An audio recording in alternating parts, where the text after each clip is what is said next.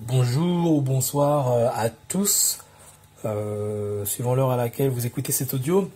J'espère que vous allez bien. Alors aujourd'hui, on va écouter une l'exhortation d'une sœur. Voilà, faut savoir que voilà, on laisse vraiment la libre parole, la parole vraiment libre à toutes les personnes qui veulent exhorter, qui veulent enseigner, qui veulent vraiment parler du Seigneur, des enseignements. Voilà, des enseignements de la Bible, des apôtres, toutes ces choses-là afin de s'exhorter les uns les autres, de s'enseigner les uns les autres.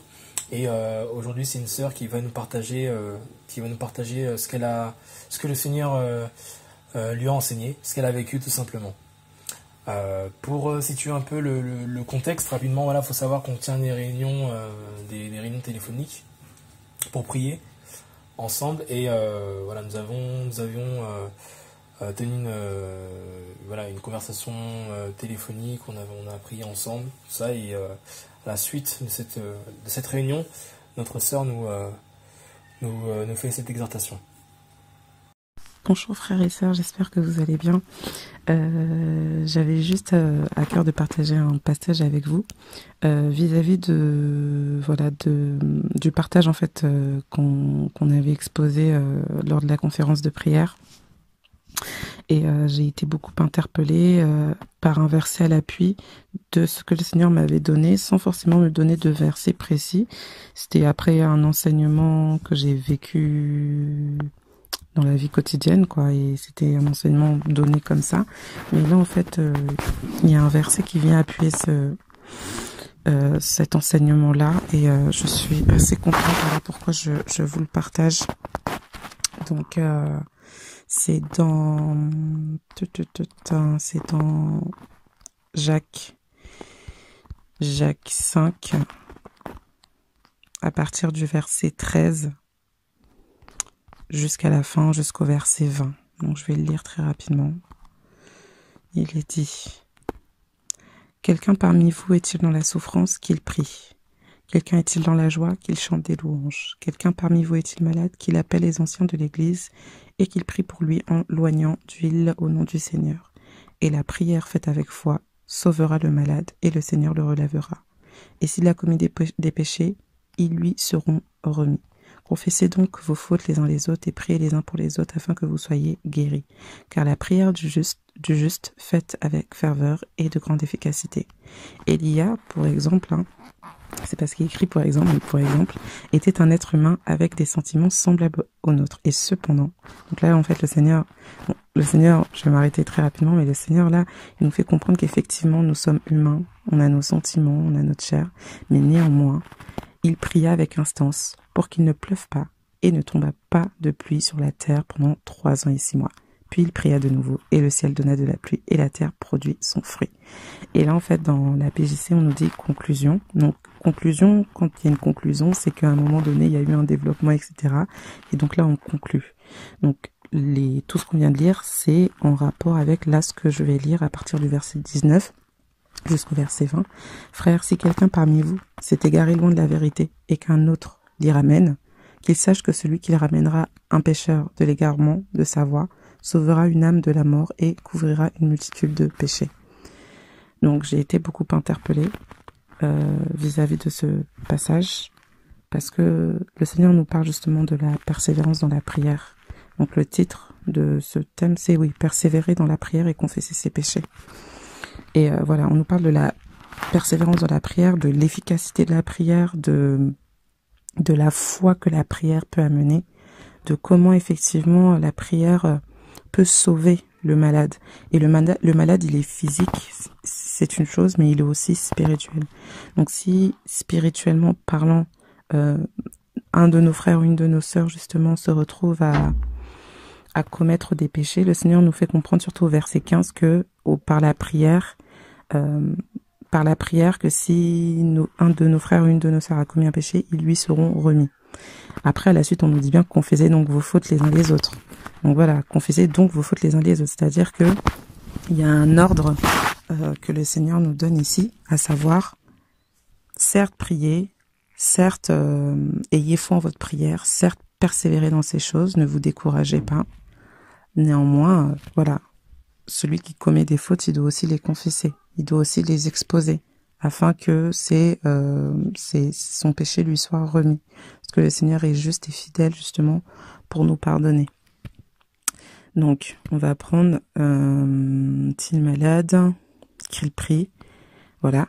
Quelqu'un parmi vous est-il malade? Qu'il appelle les anciens, qu'il prie pour lui, etc. Et la prière faite avec foi sauvera le malade et le Seigneur le relèvera. On voit bien que c'est le Seigneur qui relève. C'est-à-dire que par notre prière, le Seigneur fait l'action de relever. C'est pas nous, en tant qu'humains, qui allons relever. Donc on voit que c'est l'action du Saint-Esprit. Oui, on continue. Et s'il a commis des péchés, ils lui seront remis. Confessez donc vos fautes les uns les autres et priez les uns les autres afin que vous soyez guéris. Donc là, on y voit l'action de la prière qui engendre la guérison. Et je trouve ça beau. Je trouve ça beau vis-à-vis aussi de notre sœur qui avait mal. Et on a vu qu'on a prié tous ensemble par rapport à cette douleur-là qu'elle avait physique. Donc elle se sentait très très mal, elle avait un problème de dos. Elle nous a exposé sa souffrance physique. Et d'un commun accord, en plus on s'est même pas concerté. C'est-à-dire que net, elle nous a dit tous ensemble, dans notre coin, on a prié. Et le lendemain, la sœur nous témoigne que sa douleur est partie en fait. Donc on y voit l'efficacité de la prière du saint, de la prière du juste. Et ce juste-là, il est déclaré par le Seigneur. Et justement, c'est exactement ce qu'on nous dit à la suite. Car la prière du juste fait avec ferveur et de grande efficacité. Donc la prière du juste, on n'est pas juste de nous-mêmes. On se lève pas, on prie sans le Seigneur et puis c'est nous qui faisons parce on voit bien que c'est le Seigneur qui relève. Donc, vu que c'est le Seigneur qui relève, pour que le Seigneur entende la voix de celui qui prie, il faut que le Seigneur déjà connaisse la personne. Donc cette connaissance-là, le fait que le Seigneur justement entende justement la prière, il entend la prière de ceux qu'il connaît en fait. Donc la prière du juste, ce juste-là, il est déclaré juste par le Seigneur, fait avec ferveur et de grande efficacité. Donc être juste, c'est pas parce que tu fais des bonnes œuvres, pas parce que tu vas ici et là. Non, être juste, c'est parce que Jésus t'a reconnu juste par son sang, en fait. C'est son sang qui nous déclare juste. C'est pas parce qu'on est juste, on est bien nous. Non, c'est parce que Jésus, par son sang, il nous déclare juste. Voilà l'œuvre de la croix. Donc, verset 17, Élia était un être humain avec des sentiments semblables aux nôtres. Donc là, c'est une belle image, j'aime bien, parce que on nous expose un frère dans la foi qui était humain. Il était humain. Cependant, on nous dit, il pria avec instance pour qu'il ne pleuve pas et ne tomba pas de pluie sur la terre. Donc en fait là, moi j'y vois vraiment l'efficacité de la prière. Il faut vraiment pas qu'on néglige la prière. C'est vrai que c'est pas évident de persévérer parce que j'aime bien le dire, il y a la paresse quelquefois, il y a... Voilà, mais c'est une vie. De la même manière qu'on mange tous les jours, la prière, c'est indispensable, c'est attaché aux chrétiens et on ne doit pas se fatiguer. Même si c'est pas évident, on doit se forcer, comme j'aime bien dire.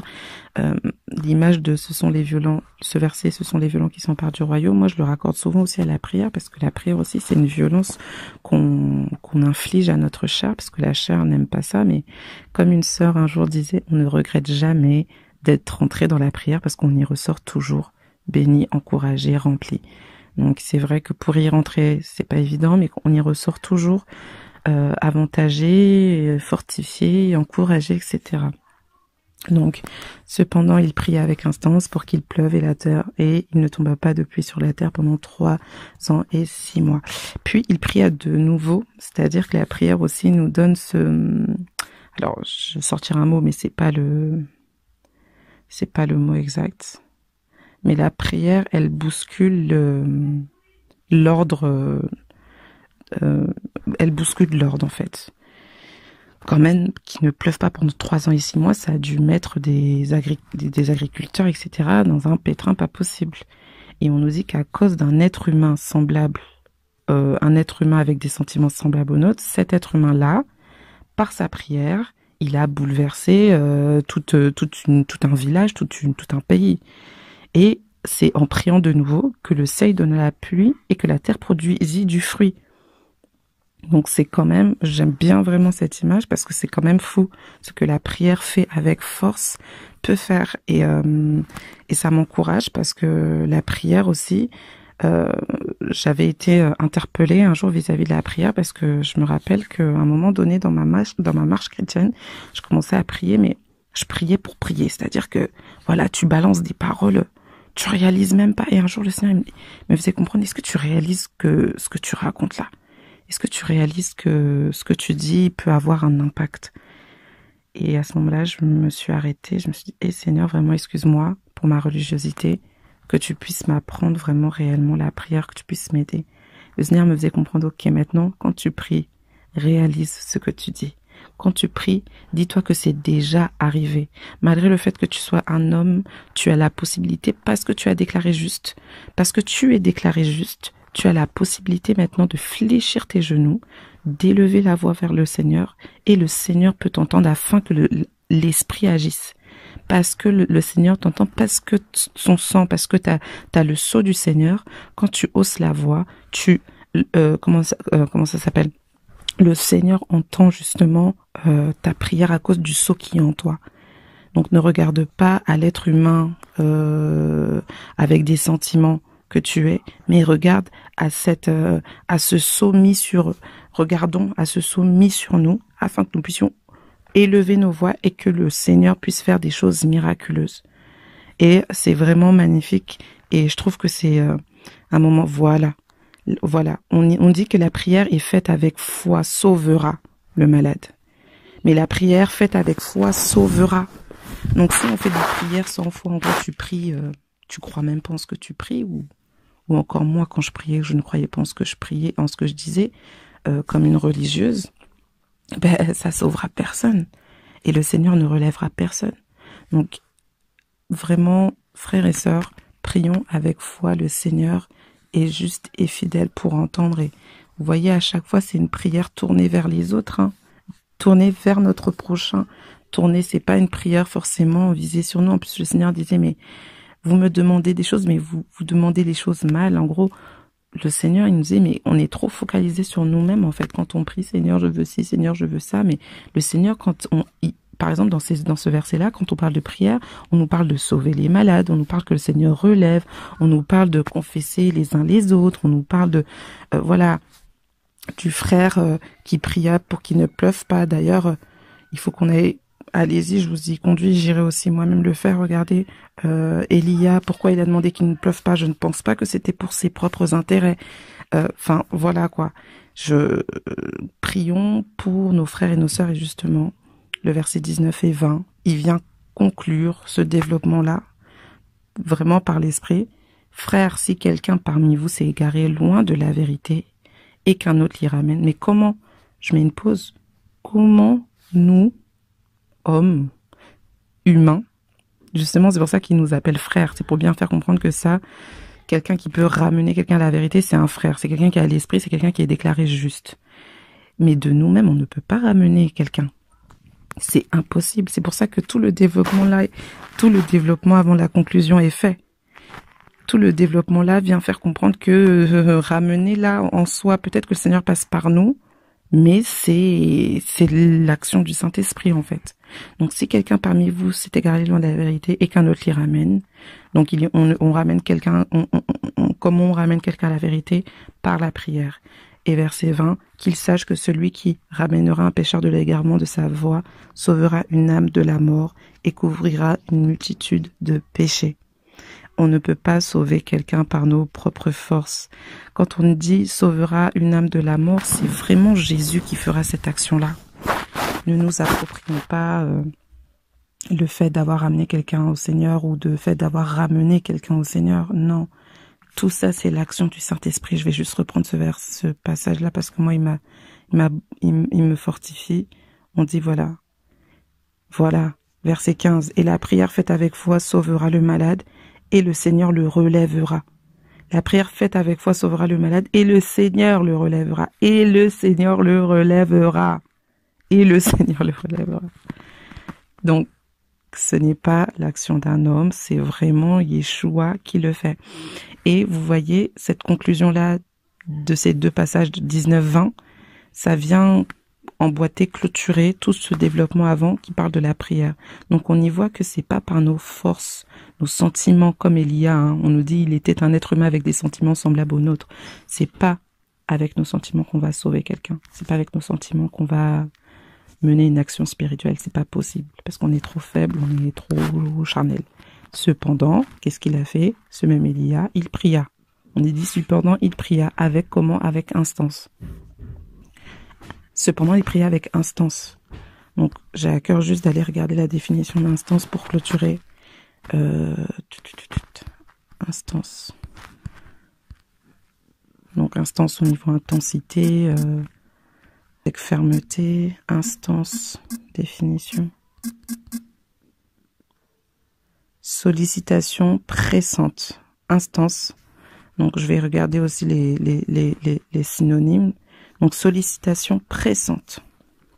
Sollicitation pressante. Et instance synonyme, je pense que ça va être plus parlant encore.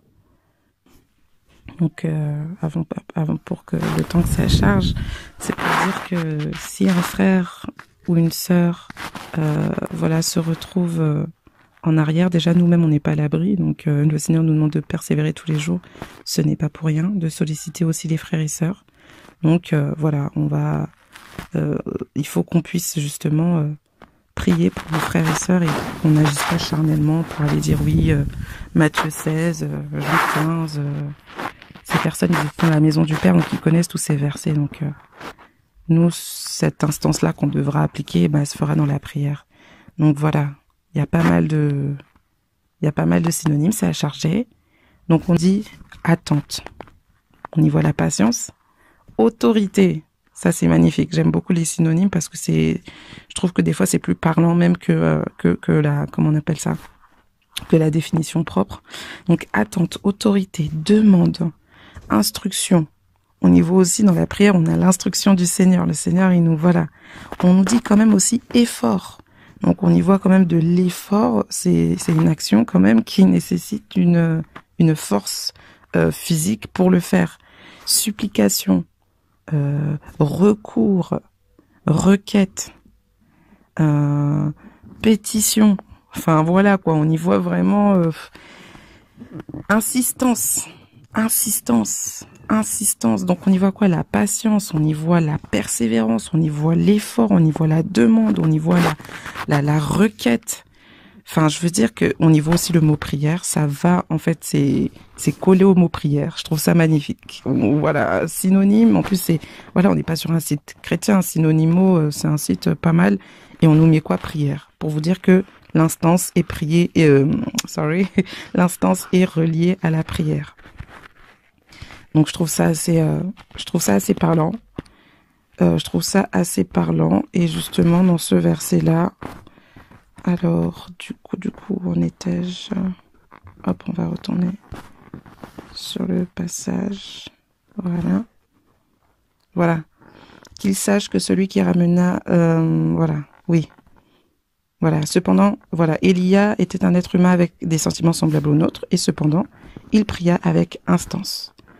Donc, il pria avec persévérance, il pria avec autorité, il pria avec force. Il pria en